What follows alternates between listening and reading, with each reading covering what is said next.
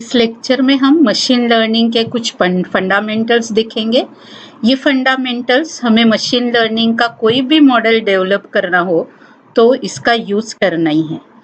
तो machine learning क्या है? ये सबसेट है आर्टिफिशियल इंटेलिजेंस का और हम इसमें एल्गोरिथम डेवलप कर रहे हैं, जिस एल्गोरिथम से कंप्यूटर और मशीन ऑटोमेटिकली लर्न करने वाला है। ये लर्न कैसे करेगा? इसके लिए हम इनपुट क्या देने वाले हैं?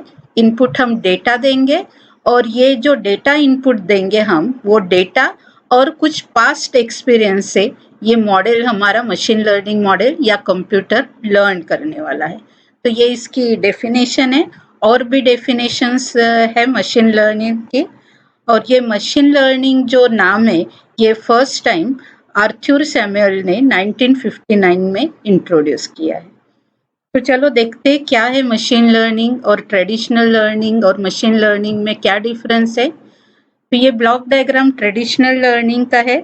ट्रेडिशनल लर्निंग में हम इनपुट क्या देते हैं? मॉडल को या कंप्यूटर को हम डेटा देते हैं इनपुट, और हम एक प्रोग्राम लिखते हैं जो स्टेप बाय स्टेप होता है, और ये प्रोग्राम ये इनपुट डेटा पे प्रोसेस करता है और हमें आउटपुट मिलता है। तो ये हमारा ट्रेडिशनल प्रोग्रामिंग हो गया।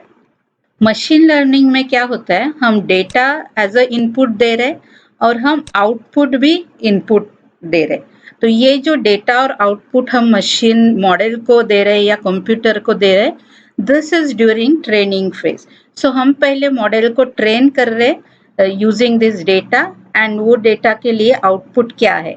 तो ये इनपुट और आउटपुट से मॉडल ट्रेन होगा और एक ये प्रोग्राम लिखेगा, एक एल्गोरिथम जनरेट करेगा। तो ये हो गया उसका ट्रेनिंग। और उसके बाद में हमें जो भी अननोन इनपुट के लिए आउटपुट फाइंड करना है, वो हमने यदि कंप्यूटर को दिया तो that computer will give us a output for unknown input. So machine learning में दो फेजेस हो गए। एक ट्रेनिंग फेज होगा। During training phase this machine और कंप्यूटर विल लर्न, वो खुद से लर्न करेगा और एक प्रोग्राम जनरेट करेगा। उसके बाद जब भी हम न्यू डेटा कंप्यूटर को और मॉडल को देंगे तो वो हमें प्रॉपर आउटपुट देगा। So this is main difference between traditional programming and machine learning program. Machine learning में डेटा का यूज कैसे होता है? तो यहाँ एक एग्जाम्पल डेटा दिया हुआ है, table. The first column is date, then volume 1, volume 2 and output. Date हम यहाँ इंडेक्स करके यूज कर रहे हैं। हमें आउटपुट निकालने के लिए यदि हम ट्रेडिशनल प्रोग्रामिंग कर रहे हैं तो आउटपुट के लिए हम क्या करेंगे? Will find relation between value 1 and value 2। तो यदि हमने अच्छे से ये ऑब्जर्व किया तो we can find that here if volume 1 is multiplied by volume 2 will get a output. So देख सकते हैं हम हर रो के लिए सेम फॉर्मूला है। तो यदि हमें ट्रेडिशनल प्रोग्रामिंग लिखना है तो हम कैसे लिखते? एक फॉर्मूला लिखते, volume 1 multiplied by volume 2 is equal to output. तो अभी कोई भी अननोन वैल्यूज हम वैल्यू 1 और वैल्यू 2 के लिए देंगे प्रोग्राम में तो विल गेट अ आउटपुट। तो ये अभी सिंपल एग्जांपल है, इसलिए ये सिंपल फॉर्मूला हम लिख सकते हैं। बट यहाँ जो कॉलम्स है वो बहुत ज्यादा भी हो सकते। This columns we can call as a features. So ये जो फीचर्स है मशीन लर्निंग डेटा के, यहाँ दो ही है, but actual real time application में फीचर्स कैन बी 100, 1000, बहुत ज्यादा हो गए। तो ये सब फीचर्स के बीच में रिलेशन फाइंड करना डिफिकल्ट है, and that's why we are using machine learning. तो मशीन लर्निंग मॉडल क्या करने वाला है? Automatically it will find the relation between this features. So वो ऑटोमेटिकली रिलेशन फाइंड करेगा और हमें आउटपुट देगा अननोन के लिए। तो ये जो डेटा हम प्रोवाइड करेंगे that is during learning stage. So पहले मशीन को हमें क्या करना है? लर्न करना है by providing input data and output data. और एक बार उसने लर्न कर लिया, then we can give here unknown value of our input parameters and we can ask what will be the output. So it can give you the output. तो ये mainly difference है। यहाँ machine learn कर रहा है relations क्या होगा during learning phase, और जब हमें टेस्ट करना है दैट मीन्स अननोन डेटा के लिए आउटपुट फाइंड करना है, that is a testing phase. Machine learning में डेटा कैसे यूज होता है? जो भी डेटा हमारे पास अवेलेबल है उसे दो पार्ट में डिवाइड किया जाता है। एक पार्ट है ट्रेनिंग डेटा और दूसरा पार्ट है टेस्ट डेटा। तो generally 80% of available data is used as a training data. तो ट्रेनिंग डेटा हम 80% डेटा लेते हैं जिसपे हमें मॉडल को ट्रेन करना है और इसी पीरियड में मॉडल लर्न करता है, और 20% जो डेटा है remaining data that is use as a test data. तो सपोज डेटा हमारे पास 1000 रोज है डेटा के, तो 80% training data, that means 800 rows will use as a training data and remaining 200 rows of input data will use as a test data. तो ये testing के लिए हमारा मॉडल कैसे वर्क हो रहा है। अभी ट्रेनिंग डेटा को भी दो पार्ट में डिवाइड किया जाता है। फर्स्ट पार्ट को तो ट्रेनिंग ही कहते हैं और मॉडल को ये जो फर्स्ट पार्ट है ट्रेनिंग डेटा का उसी से ट्रेन किया जाता है। तो ये जो 800 रोज है उसके 80% रोज ट्रेनिंग डेटा में यूज किए जाते हैं। Generally it is not fix, you can change it as per your application, and 20% of this data is used as a validation data. ने अभी क्या होता है कि हम मॉडल ये 80% डेटा है इस पे ट्रेन करते हैं। Now whether our model is working properly और नॉट, उसको वैलिडेट करना है मॉडल को, हमारा मॉडल ठीक से ट्रेन हुआ है या नहीं। तो हम क्या करते हैं, वैलिडेशन डेटा जो होगा उसे टेस्ट करते हैं। तो यदि ये ठीक से वर्क नहीं हो रहा है वैलिडेशन डेटा पे, तो अगेन हम कुछ पैरामीटर्स चेंज करके मॉडल को फिर से ट्रेन करते, फिर से चेक किया जाता है कि अभी ठीक है वर्किंग मॉडल का या नहीं। यदि ये प्रॉपर आउटपुट दे रहा है, एक्यूरेसी ज्यादा है, then we can go for final testing of our model. और एक बार ये टेस्ट हो गया, we can deploy the model. So validation is generally used for unbiased evaluation of model. तो एक बार ट्रेन हो गया हमारा मॉडल तो उसे ये वैलिडेशन डेटा पे हम चेक करते हैं कि इसका परफॉर्मेंस कैसा है। ठीक नहीं है तो अगेन हम उसको ट्रेन कर सकते कुछ पैरामीटर ट्यून करके।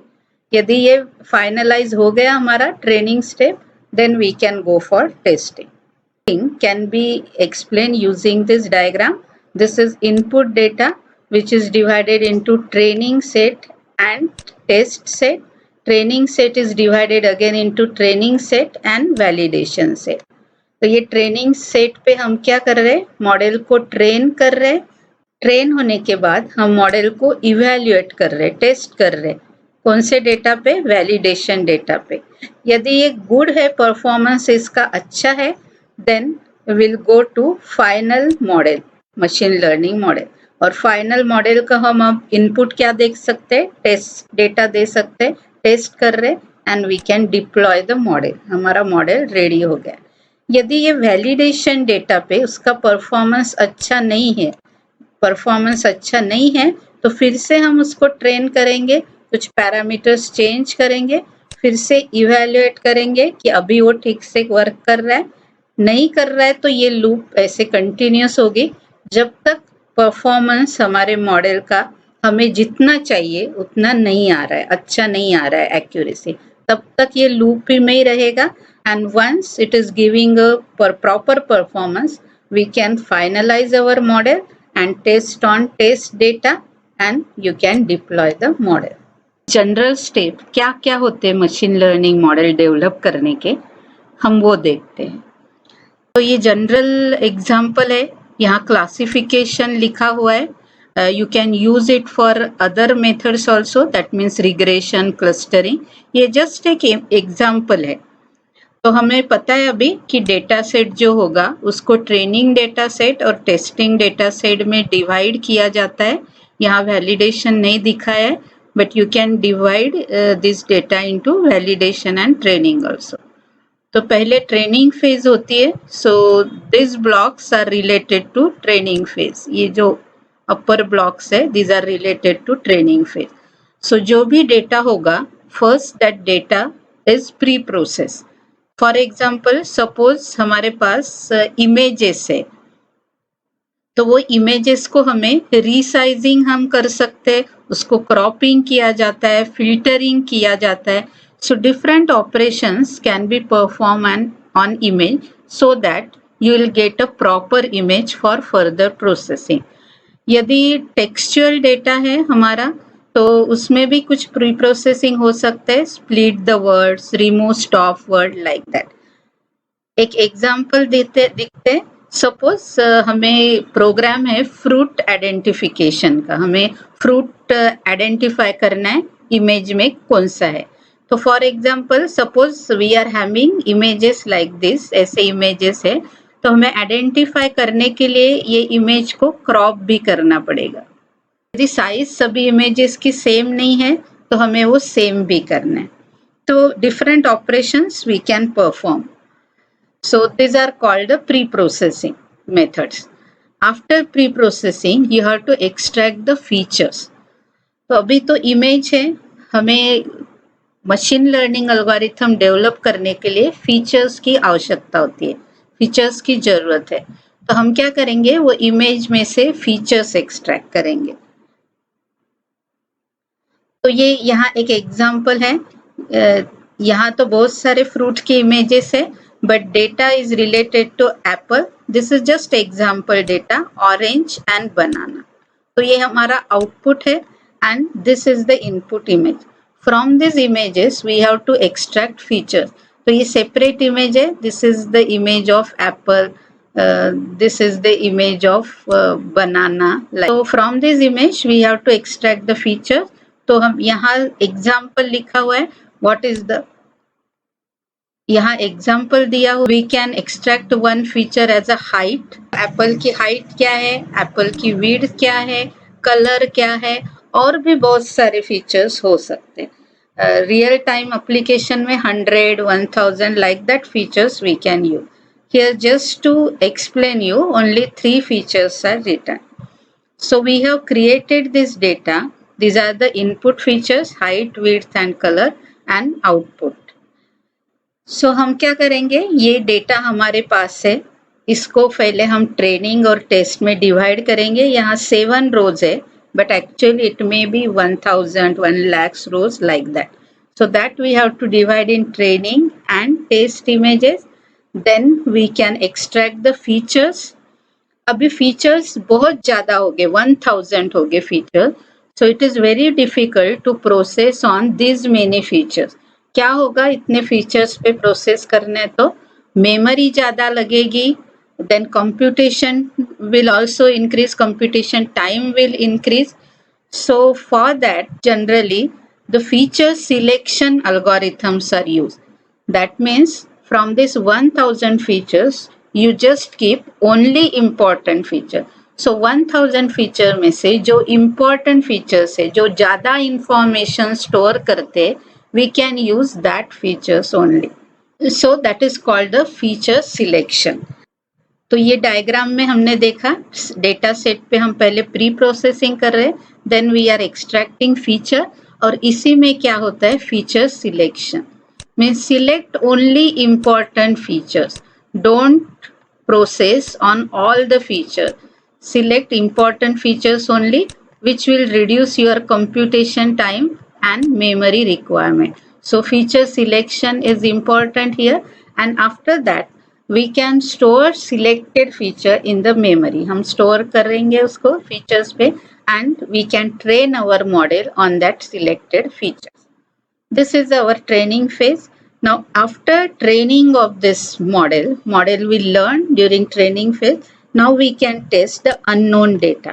तो unknown data जो भी होगा वो उस डेटा पे, unknown डेटा पे सेम स्टेप्स हमें यूज करना है. Same pre processing steps you have to apply, same method to extract the feature, same method to select the feature, and then we'll use a classification. This is just the example of classification.